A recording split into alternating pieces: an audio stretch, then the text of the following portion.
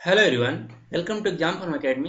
Exam form academy के आज इस वीडियो में हम देखेंगे कि अंडमान और निकोबार द्वीप समूह जो है इसके तीन आइलैंड यानी कि तीन द्वीपों का नाम बदल दिया गया है। तो इन तीन द्वीपों का नया नाम क्या रखा गया है? ये तीन द्वीपों का जो नया नाम रखा गया है current affairs point of view से बहुत ही इंपॉर्टेंट है। अभी अभी प्रधानमंत्री मोदी अंडमान और निकोबार द्वीप समूह गए थे, तो वहीं पर ये तीन द्वीपों का नाम बदल दिया गया। ऐसा क्यों किया गया ये भी हम बताएंगे। जब द्वितीय विश्व युद्ध का जो युद्ध चल रहा था उसी दौरान जापानी सेना ने जो अंडमान निकोबार द्वीप समूह था इसको कब्जा कर लिया था यहाँ पे। तो उसी को कब्जा से छुड़ाने के बाद सबसे पहले जो यहाँ भारत का तिरंगा लहराया था वो लहराया था नेता सुभाष चंद्र बोस जी ने। तो उसी की वो जो झंडा सबसे पहले लहराया था वहाँ पे तिरंगा का, तो उसी की 75वीं वर्षगांठ थी। तो उसी 75वीं वर्षगांठ को मनाने के लिए प्रधानमंत्री नरेंद्र मोदी जी यहाँ पे गए थे, तभी इन तीन द्वीपों का नाम बदल दिया गया है। तो हम देख लेते हैं एक एक करके उन द्वीपों का नया नाम क्या रखा गया है और वो पहले उनका नाम क्या था। तो पहला जो आइलैंड उसका नाम बदला गया वो है रोज आइलैंड। तो रोज आइलैंड जो था तो इसका अब नया नाम रखा गया है नेताजी सुभाष चंद्र बोस द्वीप, यानी कि जो रोज द्वीप था, रोज आइलैंड था, उसका नया नाम रखा गया नेता सुभाष चंद्र बोस आइलैंड। अगला यानी कि जो दूसरा आइलैंड है जिसका नाम बदला गया है वो है नील आइलैंड। तो नील आइलैंड का जो नया नाम रखा गया है वो रखा गया है शहीद आइलैंड, यानी कि नील नील द्वीप का नया नाम रखा गया है शहीद द्वीप। अगला और तीसरा जो आइलैंड है वो है हैवलॉक आइलैंड। जो हैवलॉक आइलैंड है इसका नया नाम रखा गया है स्वराज आइलैंड, यानी कि जो हैवलॉक द्वीप था उसका नया नाम रखा गया है स्वराज द्वीप। ये था जो मैंने कवर किया, तीन द्वीप जिनका नाम बदला गया है। रोज आइलैंड का नया नाम नेता सुभाष चंद्र बोस जी, नील आइलैंड शहीद द्वीप और हैवलॉक आइलैंड स्वराज आइलैंड। अब हम देख लेते हैं कुछ अंडमान और निकोबार द्वीप समूह से फैक्ट जो कि आपके सभी एग्जाम के लिए बहुत ही इंपॉर्टेंट है। और इसमें मैं वही फैक्ट कवर किया हूं जो बार बार पूछे जाते हैं। अंडमान और निकोबार द्वीप समूह जो है ये भारत का एक केंद्र शासित प्रदेश है और इसमें जो टोटल द्वीप हैं वो है 572, लेकिन जहाँ पे इंसान यानी कि आदमी रहते हैं वो सिर्फ 36 द्वीप हैं। तो टोटल जो द्वीप है वो 572 और जहाँ पे आदमी रहते हैं, आबादी है, पॉपुलेशन है, वो सिर्फ है 36 आइलैंड।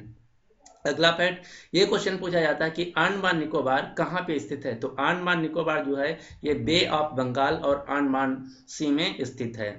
अगला क्वेश्चन जो ये पूछा जाता है कि अंडमान की राजधानी क्या है। तो अंडमान और निकोबार द्वीप समूह की जो राजधानी है वो है पोर्ट ब्लेयर। और पोर्ट ब्लेयर जो है अंडमान निकोबार जो द्वीप समूह है उसको जो अलग करता है अंडमान से निकोबार द्वीप समूह को, वो करता है 10 डिग्री चैनल। तो क्वेश्चन ये पूछा जाता है कि निकोबार द्वीप समूह को अंडमान निकोबार द्वीप समूह किससे अलग होता है। तो ये होता है 10 डिग्री चैनल से। अगला फैक्ट ये है कि जो अंडमान की राजधानी पोर्ट ब्लेयर है वहाँ पे जो हवाई अड्डा है उसका क्या नाम है। तो उसका नाम है Veer Savarkar international airport. Veer Savarkar international airport नाम है पोर्ट ब्लेयर के हवाई अड्डे का। अगला फैक्ट, जो हाँ अंग्रेजों का जब शासन था तो उस समय जो सजा दी जाती थी सबसे कड़ी सजा होती थी काला पानी की सजा। तो काला पानी सजा क्या थी। अंडमान निकोबार द्वीप समूह में एक जेल है जिसका नाम है सेलुलर जेल, जो कि वर्तमान में भारत सरकार द्वारा जेल बंद कर दी गई है।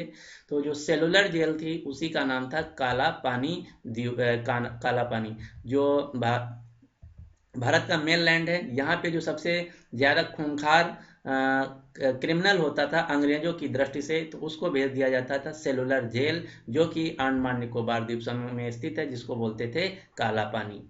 अगला फैक्ट ये है कि भारत में और साउथ एशिया में एक ही सिर्फ एक्टिव वल्केनो है जिसका नाम है बैरन आइलैंड। तो जो बैरन आइलैंड है ये भारत का एकमात्र एक्टिव वल्केनो है। अगला फैक्ट, अंडमान निकोबार में एक आइलैंड है जिसका नाम है सेंटिनल आइलैंड। ये अभी अभी बहुत ज़्यादा न्यूज में रहा।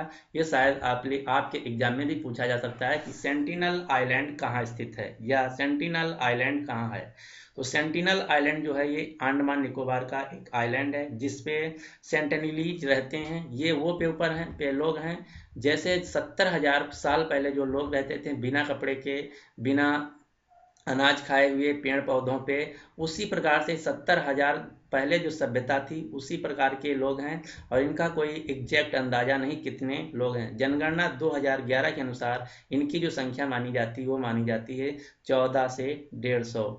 ये जो बाहरी व्यक्ति हैं इनको इनको मतलब अपने द्वीप समूह में घुसने नहीं देते हैं, यहाँ पे तीरों से वार कर देते हैं और उनको भगा देते हैं। दूसरी बात, इनकी जो भाषा है अभी तक नहीं समझ पाया कोई कि इनकी भाषा क्या है, इसलिए ये जो सेंटिनल आइलैंड है इसको भारत सरकार प्रोटेक्ट कर रही है, सुरक्षा दे रही है। चारों तरफ से जो इंडियन कोस्ट गार्ड है इसकी रक्षा करते हैं और इस पर कोई बाहरी, चाहे भारत का हो सिटीजन या विदेश का हो, कोई इसके अंदर नहीं जा सकता। लेकिन अभी अभी ये न्यूज में इसलिए आया क्योंकि एक अमेरिकन मिशनरी थे जो कि बिना परमिशन लिए भारत सरकार की इस आइलैंड में इंटर कर गए और वहाँ के जो सेंटिनलीज लोग हैं इनको तीरों से मार दिया। तो यहाँ जो है जाना भारत सरकार के अनुसार जो है वो खिलाफ है, ये अनुमति नहीं देता है।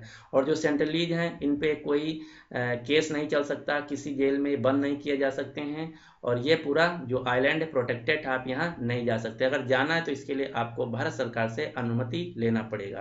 तो ये है सेंटिनल आइलैंड जो कि स्थित है अंडमान निकोबार समूह में। तो ये था ओवरऑल फैक्ट जो कि अंडमान निकोबार स्थित है और ये 3 द्वीप जिनके नाम बदल दिए गए हैं। तो उम्मीद करते हैं कि आपको वीडियो पसंद आया होगा और ये सभी फैक्ट हैं आपके एग्जाम के लिए बहुत ही इंपॉर्टेंट हैं, तो आप अच्छी तरीके से याद कर लीजिए। So finally thanks for watching and good luck for your exam.